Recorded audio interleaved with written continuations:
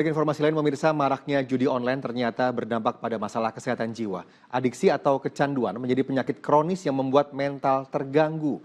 Nah, bagaimana mengobati orang dengan gangguan tersebut? Informasi untuk sehat membahasnya berikut ini.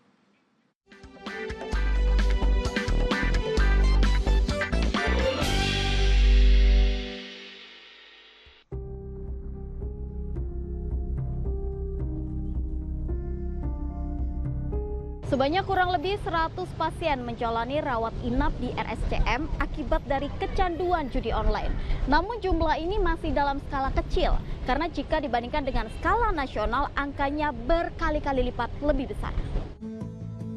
Ya, sebuah tren yang naik secara signifikan sejak pandemi pada 2021 silam.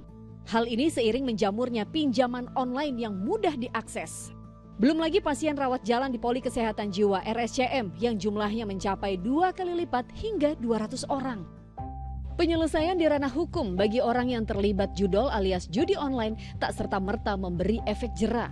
Secara kejiwaan, judi bisa membuat candu yang menimbulkan gangguan psikologis. Adiksi atau kecanduan merupakan penyakit kronis yang melibatkan interaksi kompleks dalam otak yang dipengaruhi sejumlah faktor, mulai dari genetik hingga lingkungan. Faktor lain yang tak kalah penting adalah pola asuh dari orang tua.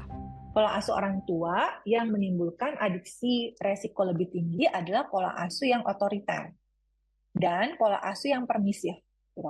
Jadi kalau yang bagus adalah pola asuh yang sifatnya adalah otoritatif. Artinya pola asuh yang komunikasinya dua arah, tapi aturan itu tegas dan dijelaskan kenapa aturan itu ada.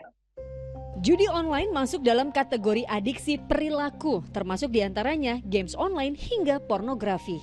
Sedangkan orang dengan kecanduan obat-obatan terlarang masuk dalam kategori adiksi zat.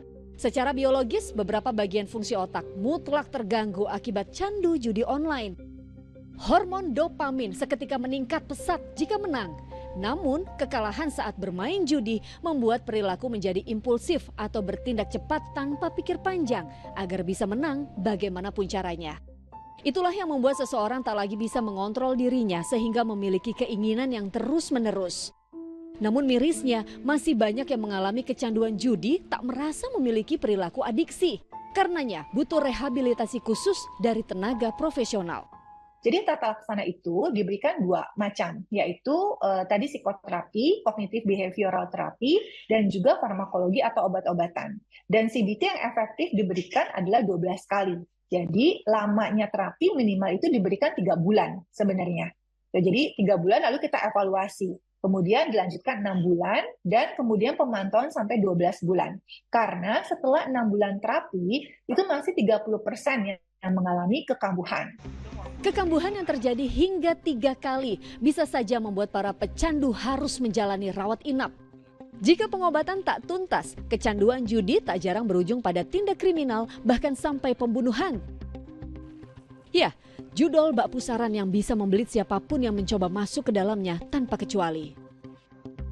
Penanganan pasien dengan ketergantungan perilaku maupun zat harus melibatkan orang terdekat.